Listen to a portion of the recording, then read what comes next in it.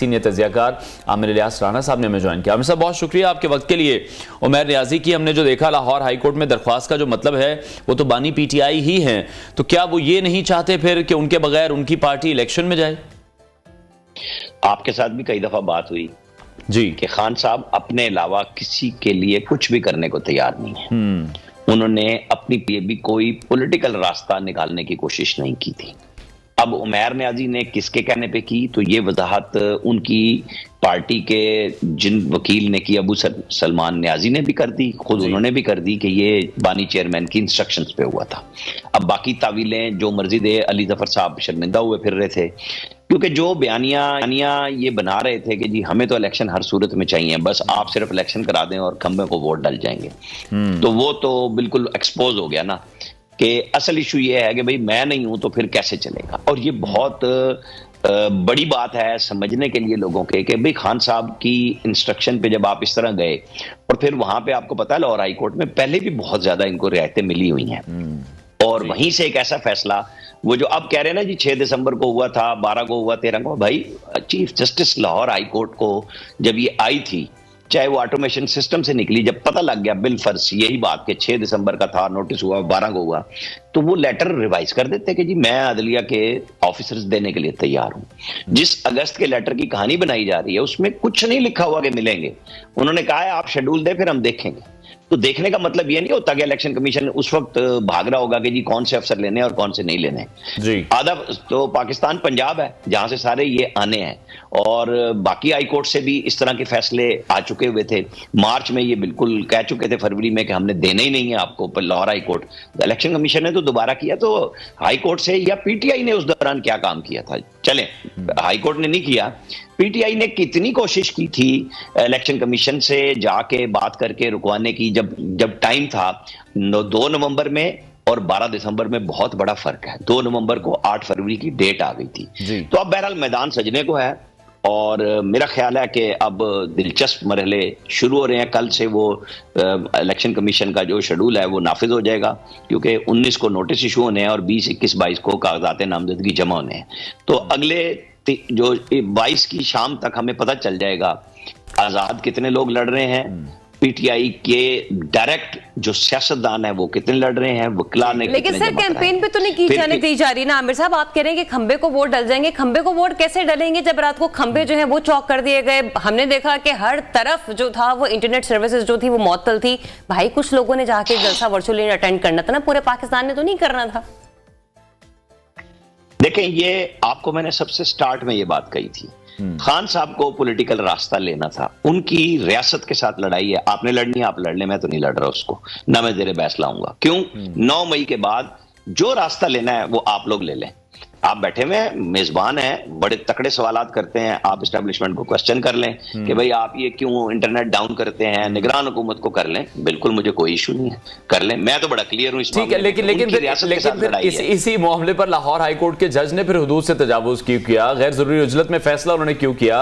अगर अदलिया के अफसरान इंतखाबात ना कराएं, इलेक्शन कमीशन और एग्जीक्यूटिव भी ना कराए, तो फिर कौन कराएगा? ये आखिर मामला चल क्या रहा है? बार बार इंतखाबात के हवाले से सवालिया निशान क्यों है? आसिफ अली जरदारी कह देते हैं 8 से 10 दिन ऊपर हो जाएंगे, कोई मसला नहीं है। मौलाना फजलुर रहमान कह देते हैं कि धुंध होगी, सर्दी होगी। सियासतदान कुछ भी कहते हैं, इसका मतलब सियासतदान हमेशा से, इमरान खान ने 35 पंक्चर कहे थे ना जब वो आरओज के इलेक्शन जरदारी साहब ने 2013 में कहे, और इमरान खान साहब ने कहा कि सारे के सारा इफ्तिखार चौधरी का किरदार ही शर्मनाक था, आरओज का किरदार शर्मनाक था, और फिर हामिद खान के जरिए सुप्रीम कोर्ट में माफी मांगी थी। जब आप एक इदारे को इस तरह रिडिक्यूल करते हैं, 2018 में आपके लिए सहूलतकारी थी, सारा सब कुछ ठीक था, फिर अदलिया ने फैसला किया कि वो पीछे हट रही है, तो अदलिया से पूछें, रिटें करें, इनके पास माहिरीन है वकला के। जब ये जाके एतजाज अहसन और लतीफ खोसा मिल के डेट निकलवा लेते थे उमर अता बंदयाल साहब से चैम्बर में, तो अब भी जाए ना, लोगों से मिले, लाहौर हाई कोर्ट में चले जाएंगे, इतने बड़े बड़े वकील हैं। देखे ना, ये लड़ाई जो रियासत के साथ लड़नी है ना, ये पीटीआई को अपने कंधों से लड़नी है। मीडिया बिल्कुल उसमें बहुत सारा सवार हमेशा रहा है, तो अब भी हो जाए। मुझे उस पर इतराज नहीं है कि जो कोई क्वेश्चन उठाता है। मेरा मसला ये है कि मैं वो बात करता हूँ जो सामने देख रहा हूँ, मैंने तो कोई चीज नहीं छुपाई हुई। ये जितने भी लीडर कह रहे हैं, लोगों को फैसला कर लेने देना। एक मिनट मुझे भी बात कर लेने दे। मैं कह रहा हूं कि मैंने आपको आपके प्रोग्राम में पिछले हफ्ते भी कहा था कि काजी फाइज ईसा के होते हुए मुझे 8 फरवरी के इलेक्शन में कोई शुबा नहीं है, क्योंकि ये एस्टेब्लिशमेंट जिससे ये सारे डरे, जिस पे हमले किए, काजी साहब के ऊपर इमरान खान ने मिलकर हमला किया था एस्टेब्लिशमेंट के साथ, अदालत के अंदर उनकी फैमिली की ह्यूमिलेशन की गई और काजी साहब के सामने की गई, उनकी फैमिली आई। किसी शख्स को डर क्या होता है? किसी की सास की ऑडियो होगी, किसी की फैमिली की होगी, किसी के कारोबार का होगा, वो तो जीत चुके उस केस को। तो फिर अब घबराना नहीं है, अब सामना करना है। उनके सामने वो किसी से नहीं घबरा रहे, इसलिए उन्होंने 8 की तारीख जाने से पहले करके दोबारा पत्थर पे लकीर को साबित किया। तो फिर अब ये जो लोगों का वोट है ना, ये लोगों को और पार्टियों का मसला है। बहुत सारे लोग नहीं कह रहे नवाज शरीफ क्यों नहीं निकल रहे थी, वो अपने आके पैलेस में बैठ गए हैं, वो इंटरव्यूज कर रहे हैं। ये उनका मसला होगा कि वो अपने वोटर को ले जाएं। वो कैसे कैंपेन चलाएंगे, मुझे तैयारियों का पता है सबकी, लेकिन इशू यह है कि लोगों को मोबिलाइज करना सियासी जमातों की जिम्मेदारी है। उनके लोगों पे सख्ती अगर 2018 में नवाज शरीफ के थी तो वो लंदन रुक नहीं गए थे, वो आके अरेस्ट दे दी थी, उन्होंने अपनी पार्टी बचा ली थी। ये बैठे हुए थे खवातीन और बच्चों के पीछे। सॉरी टू से कहना पड़ता है ना, ज़मान पार्क के अंदर क्या हो रहा था। और फिर जब स्टेट के साथ हो गया, फिर वो जब अरेस्ट करने पहुंचे हैं तो कौन आगे से बोला था 5 अगस्त को।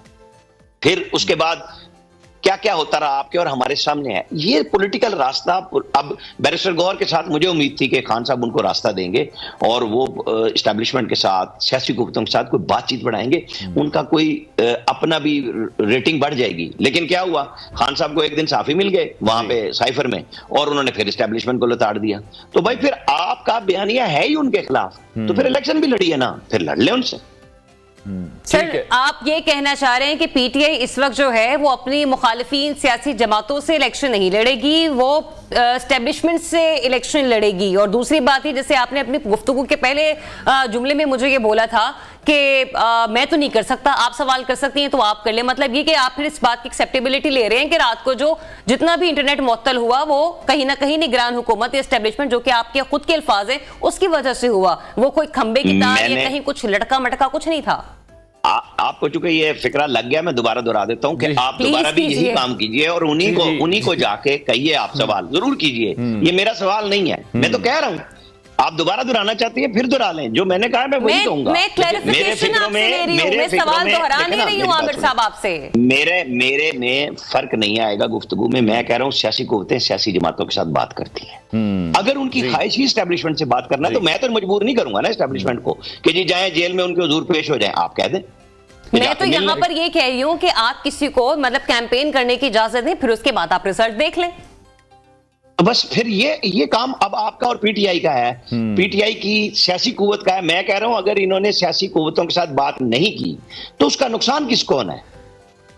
नवाज शरीफ के ऊपर जब 2014 के धरने चढ़ाए गए थे, उन्होंने आसिफ अली जरदारी और मौलाना फजलुर रहमान जहन में रखिएगा, दोनों इमरान खान के साथ अपोजिशन में बैठे हुए थे उस वक्त। हमने पिछले दिनों देखा है कि जरदारी साहब की तरफ से कोशिश की जा रही थी कि वो पाकिस्तान तहरीक इंसाफ के लोगों से बात करें, मर्जर की बातें भी सामने आ रही थी। फिर अचानक से हम देखते हैं कि राव अनवार का इंटरव्यू सामने आ जाता है, लोग भी कंफ्यूज हो जाते हैं, हम भी कंफ्यूज हो जाते हैं। जरदारी साहब खुद एक ऐसी शख्सियत को इंटरव्यू देते हैं, आसमा शिराजी साहिबा को, फिर जिस किस्म के बयान तब सामने आते, लोग भी कंफ्यूज हो जाता है, हत्ता कि उनकी पार्टी में भी सवाल निशान के वो खुद इतने कंफ्यूज है कि उनको ये नहीं पता चल रहा है कि बिलावल आया कि उनके वज़ीर आज़म के कैंडिडेट होंगे भी या नहीं होंगे। आप कह रहे सियासी जमातों से जाके बात कर ले, कैसे हो सकता है? आप चूंकि फिर जज्बाती होगी और लफ्ज़ जज्बाती कैसे होगी सर? मैं तो बात कर रही हूं आपसे।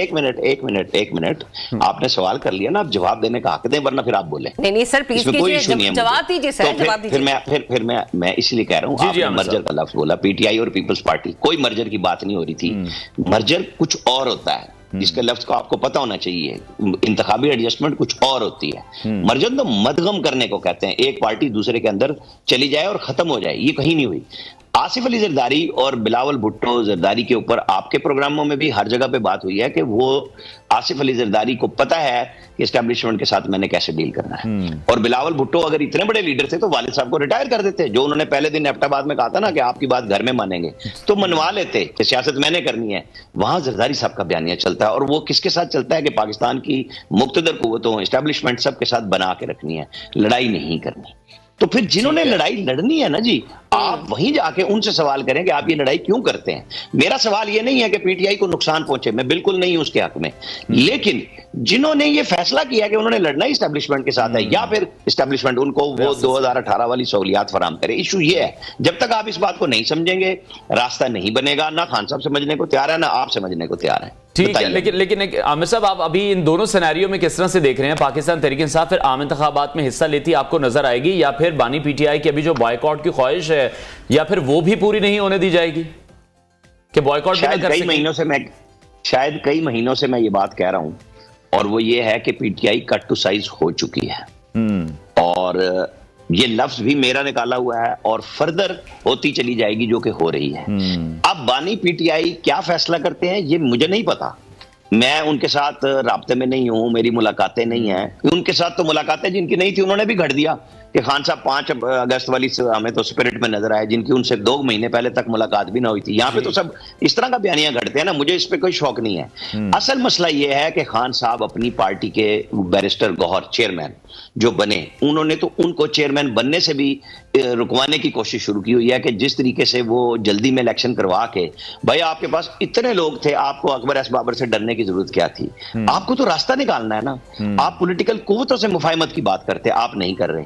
अब आप प्रेशर डालना चाहते हैं उन पे जिनकी मोहब्बत के साथ आप इख्तिदार में आए थे, तो फिर आप जाने और वो जाने।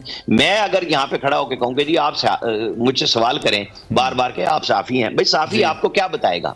कि वो ये बताएगा कि जी इस वक्त हालात क्या हैं। कोई चीज छुपाई है मैंने आपसे? बताएं मुझे। मैंने ये कहा कि जी सवाल का जवाब नहीं है, मैंने सवाल का जवाब भी बराह रास्त दिया जो लोग नहीं देते।